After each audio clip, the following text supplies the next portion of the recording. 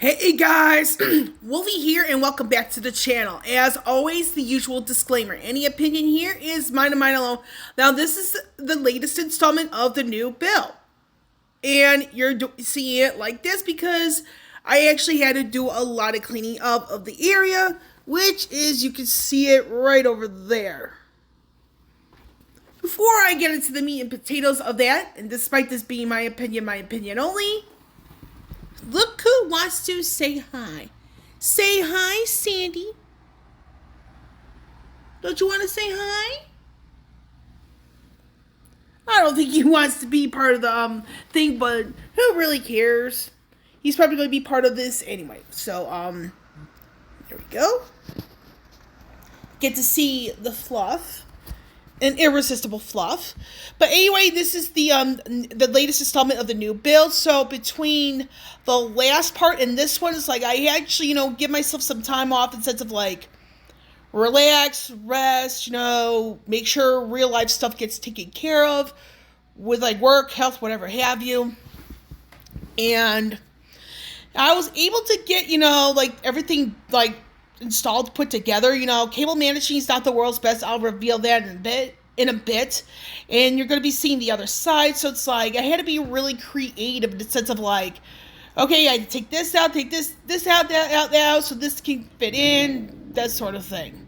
It was a bit of a pain in my ass, and it took me a few hours to like make sure everything is done correctly. So I just chose to not really like film all the stuff, me doing the stuff actually. So we're going to do it like this instead because it's a little bit easier for me.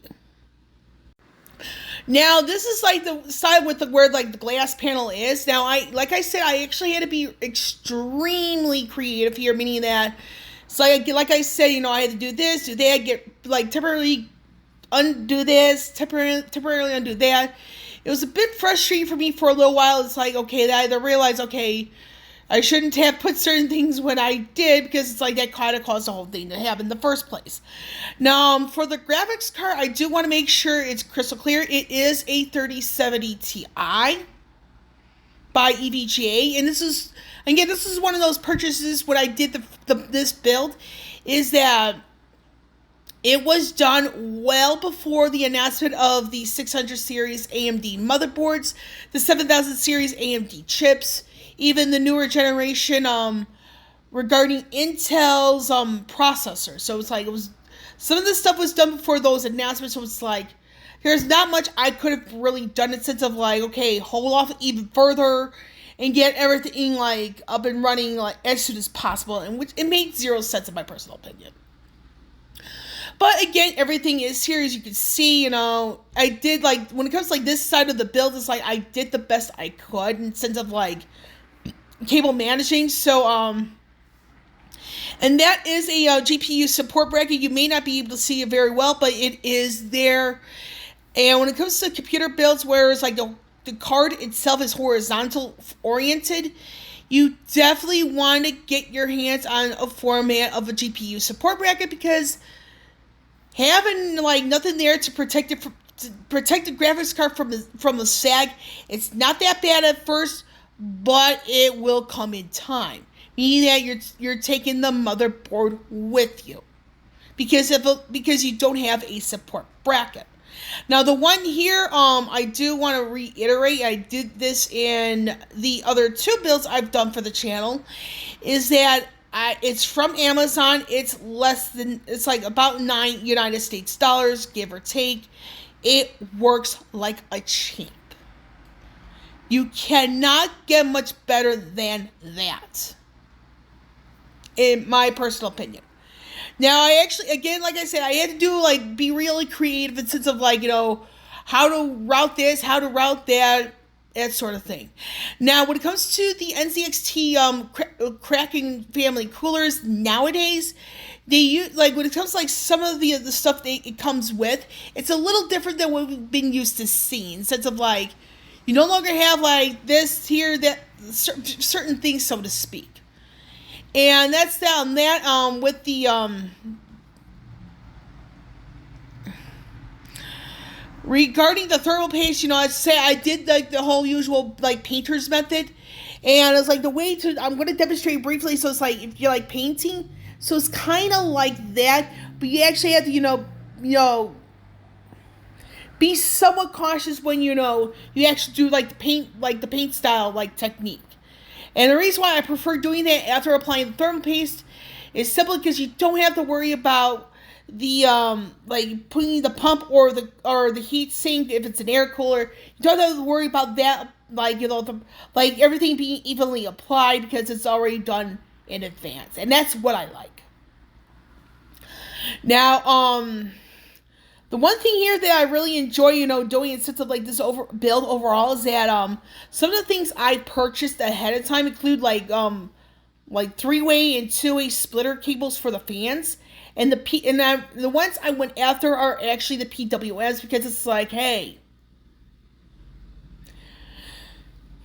it gives me more like room to really how do I want to word this to like really like use one cable for a specific spot, especially if you don't have that many spots to like work with at all. So that way I could just do like a 2-way like in case of the top, and then a 3-way at the front as well as that the toilet can. So I could do so that way it gives me more freedom in the sense of like where to route what.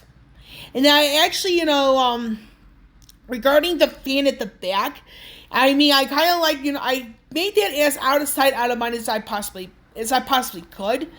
And it's just like, there's not much more I can really do. And then also, while I was building this, I also inserted the sound card because you have to remember, this is Odin's original motherboard.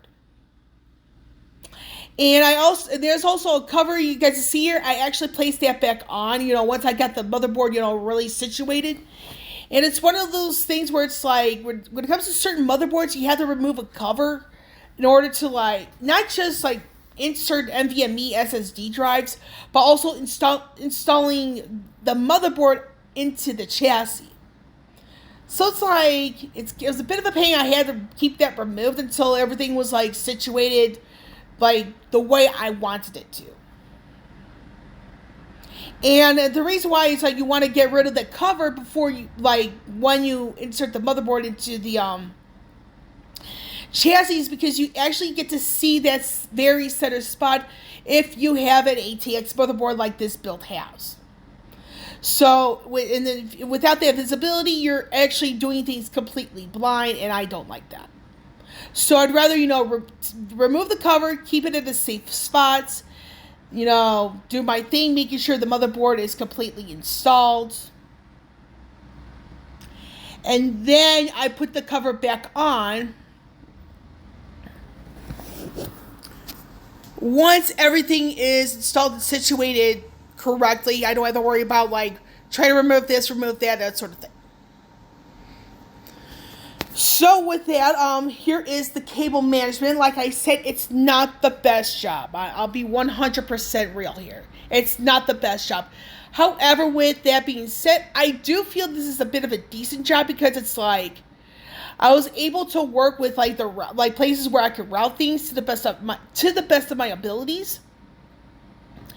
And at certain spots were like really easy in the sense of like what I could actually do in the sense of like, because it's like it's already pre-routed, it's like I don't have to worry about like trying to do all like what's the phrase, fettuccine alfredo and like that, the rat's nest.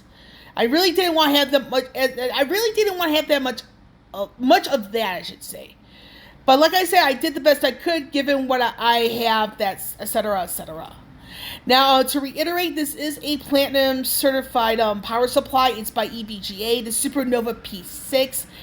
And fortunately, I made the right call with this particular power supply because, even though it's not as big as some of the other ones from EVGA, it does go well into the limitations this chassis has. And the fact that I was able to install the hard disk drive you see here is just the icing on the cake. Now, the whole thing here with a hard disk drive, people might be screaming at me in the comments of why I have this, but one has to remember the purpose, the person who's getting this computer, what she's planning on doing with it. Because you can have your programs on your boot drive, the important ones, even your video editing programs, stuff like that. But when it comes to completed projects, which is something completely different, you might want to have it on a separate storage drive, which is equally important, if not more so. So it's one of those things where it's like I just had to check the time for necessary reasons.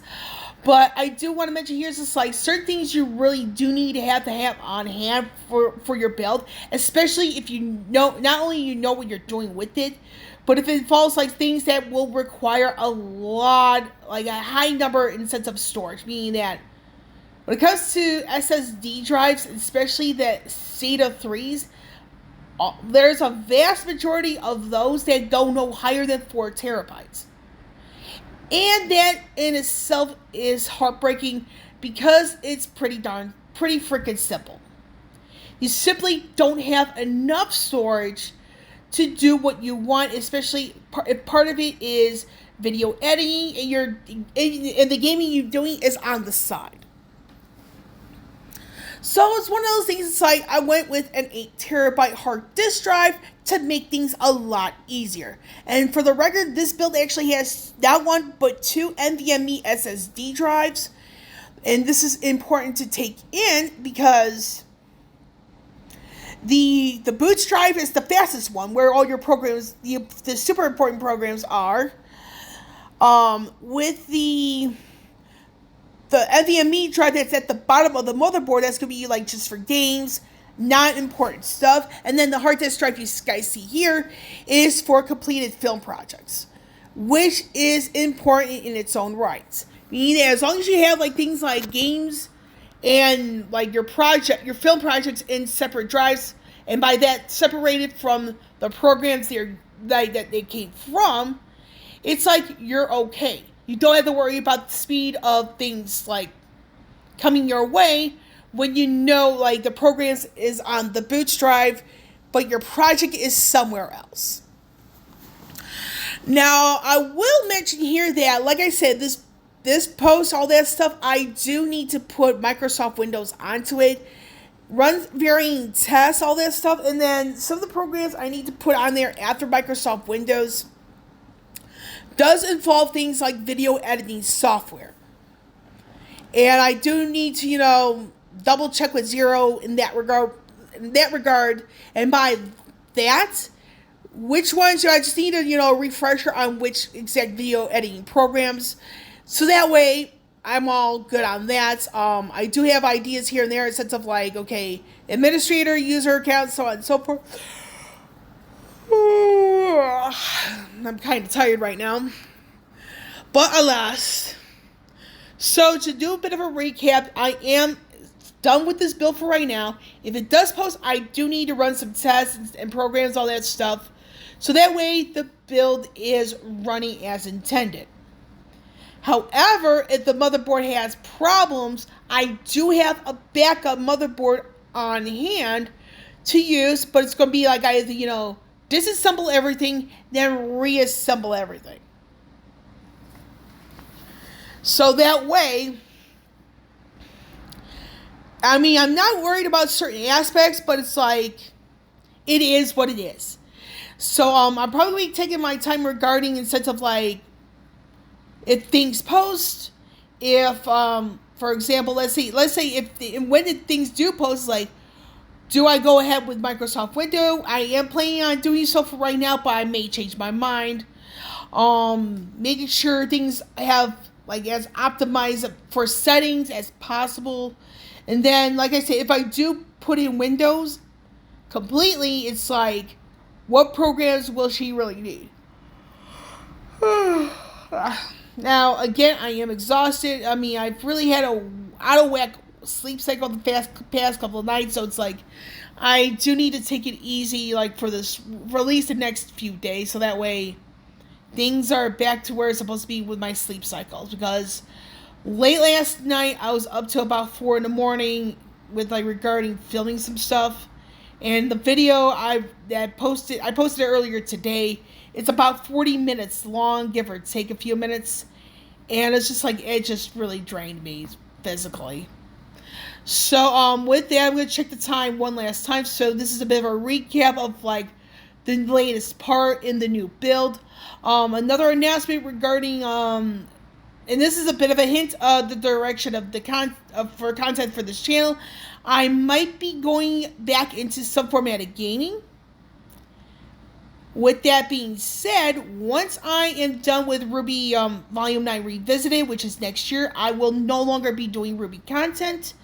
And that's partially because, like I said, I'm probably going to go back into gaming, video logs. What I'm probably going to be doing as well is I'm going to be focusing some degree of energy with like computer stuff, like, builds, all that jazz, because I'm seeming to really like building computers for people. And it's just like, I may be talking more stuff about that, the monthly trips to Micro Center. I've seen they have a lot more fun doing that. I mean, granted, doesn't give me the views like the RWBY stuff does, but it's just like, with the RWBY video I filmed late last night, it's just that you got a fandom there that's super toxic. It's just like, I really have to start distancing myself from them. For my health and for my safety, and just focus on the things that I actually enjoy doing for the channel. So, it is what it is. That's my decision, and that's that on that. And I am actually done with this video. So, the next part should be me testing it, hopefully in post. And then, I'm probably like doing a reset, make sure the amount of times I post it is consistent, and that's down that. With Wolvie here, signing off. I will catch you all on the flip side.